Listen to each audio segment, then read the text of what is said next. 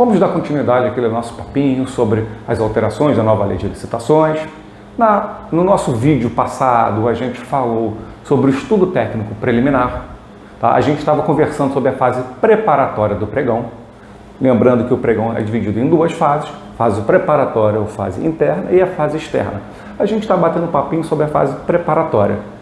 E lembrando que esta fase preparatória é dividida em 5 etapas, que é o estudo técnico preliminar, a elaboração do termo de referência ou do projeto básico, a cotação de preços, a elaboração do edital e a análise jurídica. Já falamos do estudo técnico preliminar, vamos agora entrar no termo de referência ou no projeto básico. Apenas por uma questão didática, pessoal, eu vou antecipar a questão do edital para tratar tudo junto de uma vez. Então a gente vai falar hoje do termo de referência, do projeto básico e do edital, ok? Então vamos lá, vamos meter bronca. A lei passada, tá? A lei 8666, os outros decretos, enfim, eles não se preocuparam muito nessa definição de projeto básico e termo de referência. E as pessoas sempre utilizaram um pelo outro, o outro pelo um. Por quê? A função de ambos, tanto do termo de referência quanto do projeto básico, é exatamente a mesma. É descrever a contratação, descrever nos seus detalhes como será a obra, o serviço, enfim, o que for. Então ela vai dizer, ó, ela tem que ser iniciada no dia tanto, vai ser encerrada no dia tanto, tem a duração de tantos meses, de tantos anos, dependendo do caso de obra, vai ter terceirização de mão de obra, vai ter fornecimento de materiais, enfim. Ela vai dizer tudo o que é necessário naquela contratação. Então era muito comum a atecnia nas licitações passadas, né? Muitas das vezes se colocava a expressão projeto básico quando na verdade era o termo de referência quando era o projeto básico, porque não tinha essa definição. Hoje, a Lei 14.133, ela trouxe esse avanço, essa definição do que é um termo de referência, do que é um projeto básico. Então, sempre que a gente quiser saber da definição de qualquer instituto nessa lei, a gente procura lá no artigo 6º. E não vai ser diferente com o nosso termo de referência e o nosso projeto básico. Se a gente for lá no artigo 6º, inciso 23, vai estar lá a definição de termo de referência. E a gente vai saber que termo de referência ele é utilizado para a contratação de bens e serviços. Por sua vez, o projeto básico está lá no inciso 25 desse mesmo artigo, e ele é utilizado para a contratação de obras ou serviços de engenharia. Então, a lei fez essa distinção. Porém, como a gente já sabe, a finalidade de ambos é exatamente o mesmo. É especificar aquela contratação. Então, na prática, tá, tirando a questão a técnica de lado, não fazia muito diferença você chamar o projeto básico de termo de referência ou termo de referência de projeto básico, porque o principal deles, tá, é exatamente a mesma. A função era exatamente idêntica, que era descrever a sua contratação. Agora, a gente tem que saber, tá, quais são os elementos necessários do termo de referência.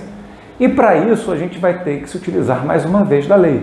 Está lá no artigo 40, parágrafo 1º, todos os elementos necessários para a elaboração do termo de referência, que ela vai dizer que além dos elementos descritos lá no artigo 6º, inciso 23, também o termo de referência tem que trazer a especificação do produto, a indicação de local de entrega, a especificação de garantia, ou seja, ela complementa, na verdade, o artigo 6º, tá? E tudo isso, na verdade, nada mais é do que a especificação daquela obra. O projeto, tanto o projeto básico ou o termo de referência, como disse, eles são absolutamente a mesma coisa. Então, os elementos que contêm um ou outro vão variar uma coisa ou outra, mas a essência vai ser a mesma. Tá? E só quero fazer uma observaçãozinha aqui relativo ao projeto básico, tá? Que está lá no artigo 46, parágrafo 2º, que diz o seguinte, que no caso de contratação integrada, você pode dispensar a elaboração do projeto básico, tá ok? Essas são só questões pontuais da lei. Agora, a gente já sabe o que é o projeto básico, a gente já tem noção o que é o termo de referência, que a gente viu que são praticamente a mesma coisa. Por isso que eu quis trazer também para vocês o edital. Gente, o edital, em geral, é um documento que a administração pública, tá, ela não se preocupa tanto, principalmente quem é ali da batalha mesmo, que está lá no órgão, porque geralmente ele já é uma minuta, já é um padrão. Então, você só faz uma adequação ou outra, porque ele já tem a sua forma pré-definida, não podendo os administradores, tá, o órgão solicitante e tudo mais, alterar muita coisa no edital. Agora, nessa nova lei, tudo que a gente quiser saber de edital, a gente vai lá no artigo 25 até o artigo 27. Então, está lá descrito tudo que a gente precisa saber sobre o edital, ou seja, ela traz as regras sobre o edital, que é mais ou menos a mesma coisa do que já existia, não tem muita variação com relação a isso. A lei só foi mais técnica em separar os pontos.